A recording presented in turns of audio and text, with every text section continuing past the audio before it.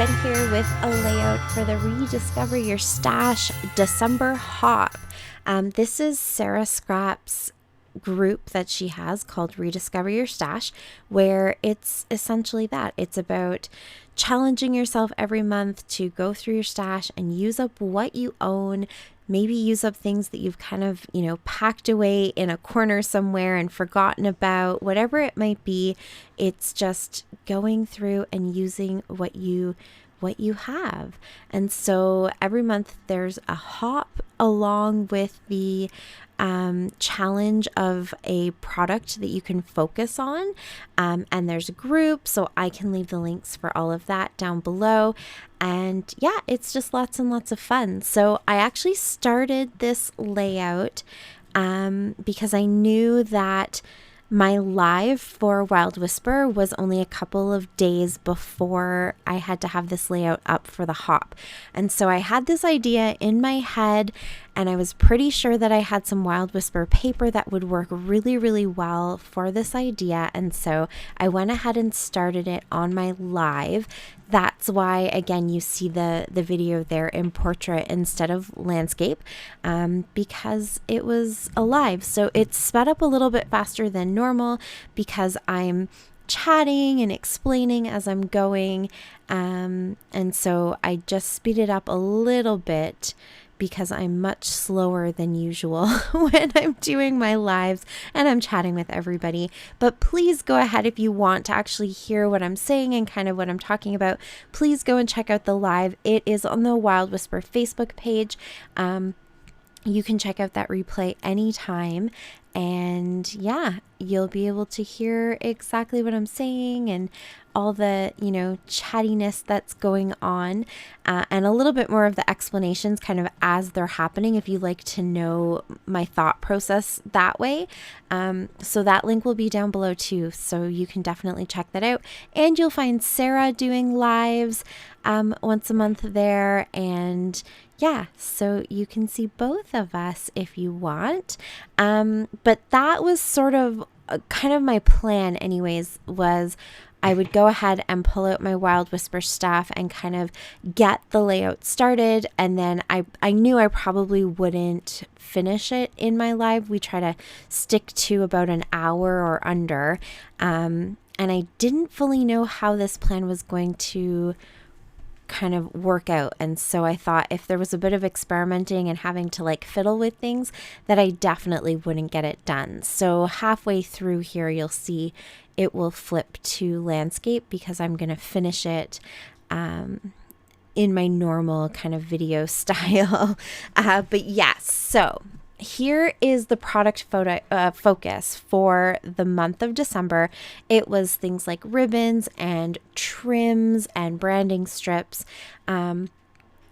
All those kind of fun things that we like to keep. We always say, oh, I'm keeping the branding strip from this paper and the ribbons off of that package that I was sent and all that kind of stuff. And then you tuck them away. If you're like me, you have a really cute little plastic kind of container that I can show everybody all my pretty ribbons and stuff, and then I don't really use them. Not that often anyways. So I thought I need to get these used up. This is what I want to do, and I really want to make Christmas trees out of them. This is inspired by a couple of people that I've seen. I don't have their names because it was sort of one of those Pinterest rabbit holes that I fell down. But I can link some of the videos for the Dollar Tree DIYers that I kind of eventually stumbled upon who have made similar things. So maybe I'll go ahead and do that. And I guess I could leave my Pinterest board there too if you wanted to see it. But there were a group of them taking toilet paper rolls and folding them at the top, kind of pinching them at the top, and then taking really beautiful pipe cleaners and cutting them up, folding them into these little loops and making Christmas trees. Because this year a big trend has sort of been that velvety, fuzzy texture. And so they were making them out of the pipe cleaners, and they were really fun, and I thought I can definitely do that with ribbons. It's not like a mind-blowing technique, and I know lots of people have done that kind of thing before, the loopy ribbons, but what I really wanted to play with was different types of trims that I have and different textures that I have, and so that's sort of where my experimenting and thought process came in. So here now you can see, I forgot to turn my light on, obviously. Oh no, there we go. So I'm now doing this off of my live. So I made those paper trees first. I kind of felt like I needed to maybe fill up the background just a little bit and bring in some kind of Christmassy colors. And so I picked some of those from a little paper pad that I have from Dollarama. The paper in the background is from the Baubles and Bits collection that Nicole Wright designed for Wild Whisper. So that's a Wild Whisper paper. And then I pulled out a bunch of different trims and yarn. I kind of consider yarn to be like trim as well, because in scrapbooking, that's sort of how I would use it.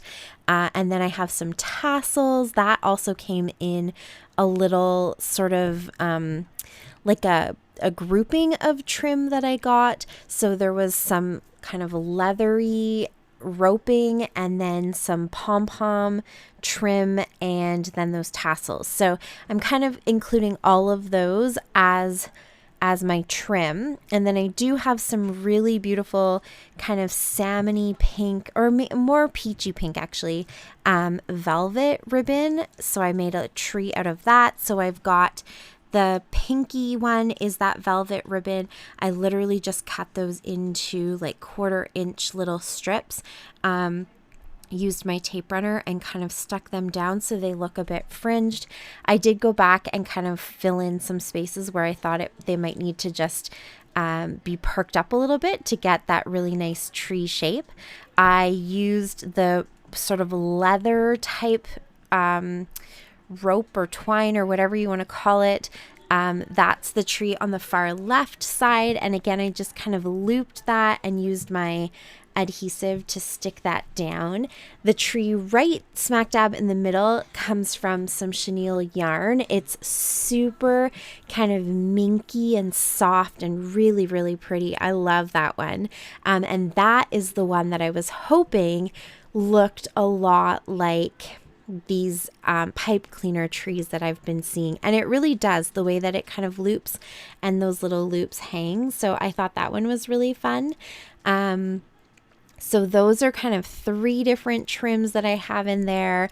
That pack of trim actually came with those tassels, so I decided I might as well go ahead and make a tassel tree. It's like the perfect thing to make a fun little tree out of. So I have 4 actually different shades of green in the tassels, and so I used 3 of those to make a tree.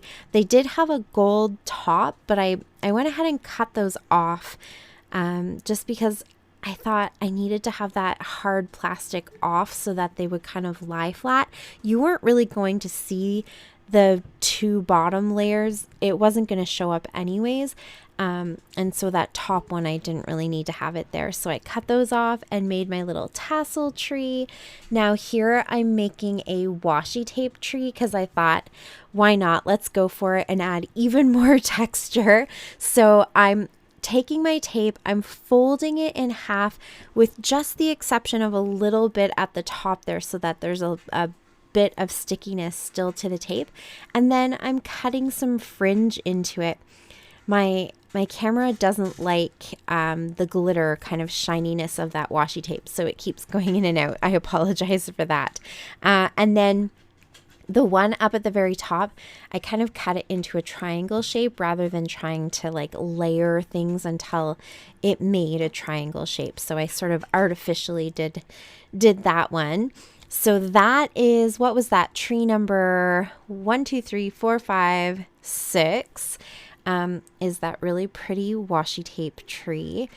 On the live as well, I did watercolor those ornaments up at the top. So in Nicole's collection, all of the A sides are black and white. So, and lots of kind of open space so that you can really work with your mixed media and stamping and that kind of thing to create the look that you want. And then the B sides have her patterns. So I really liked this one with the ornaments. I felt like it just worked really good for a Christmas tree picture.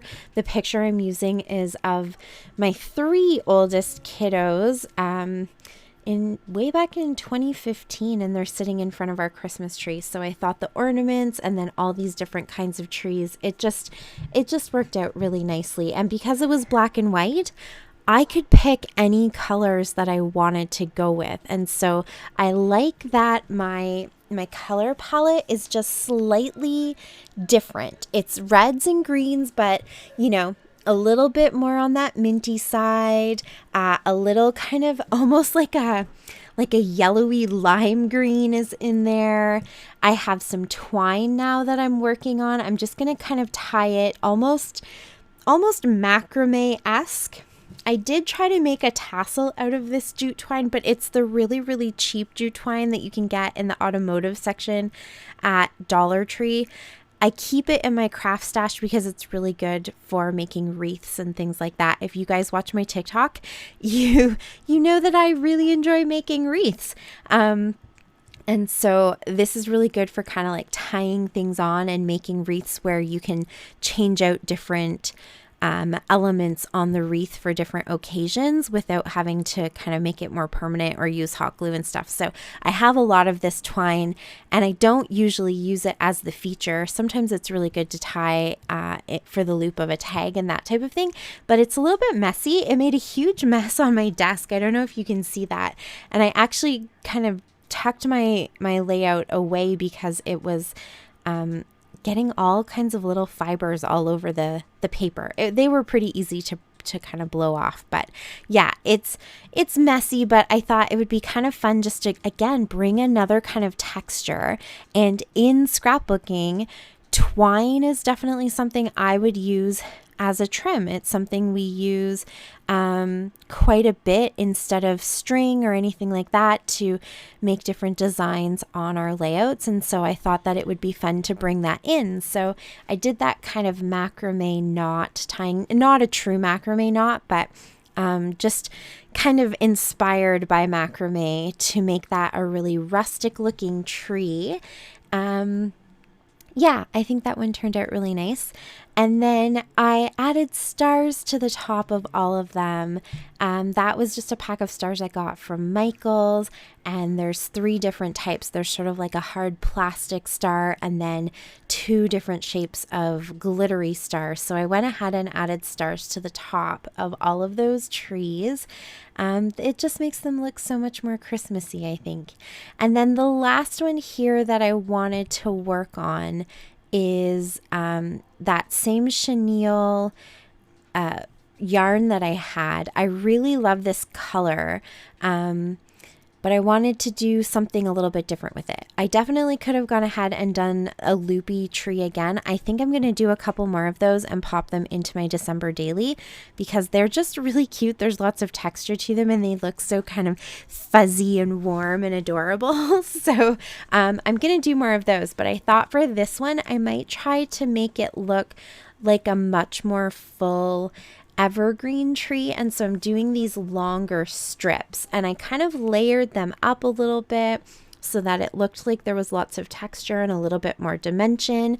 And it turned out really, really cute too. I used my wet adhesive because I thought that it would just help me build those layers up. With the dry adhesive, it's just as soon as it touches that chenille texture of the yarn, it pulls everything up because it's just so like fine and fibrous. So I thought the wet adhesive would work good, and it really did, and it holds on really, really strong. So I love how each of these trees just somehow go together. They just all look like they're meant to be in my cute little Christmas tree forest. And yeah, I love them. I think they turned out so good. I'm really proud of this layout. I think this layout turned out really, really lovely. So, yeah, okay, I'm going to stop saying that now. Can you tell I love this layout?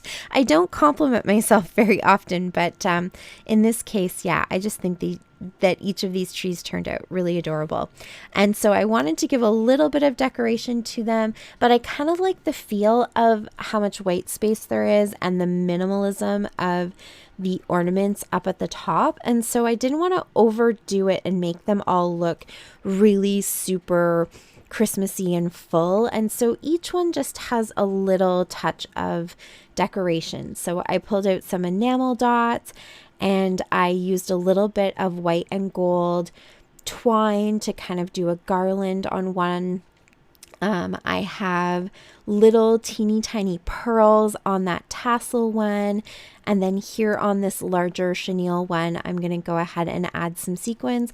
Those are Spiegel Mom scrap sequins. I made a giant shaker pocket for the cover of my December daily, and so I had all these little snow, like, I don't know, snow filler, I guess you could call it, faux snow, and sequins that were in the shaker pocket. And so I just have been keeping that beside me. I spilled it, as you can see, but I was keeping it beside me just to pull out whenever I needed to.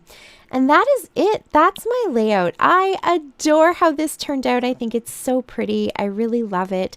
Definitely go check out the links down below for everyone else in the hop. Thank you so, so much for watching. I really appreciate it. Merry Christmas, everybody. And yeah, until next time, happy scrapping. Bye. Bye. Thanks to me. To my channel.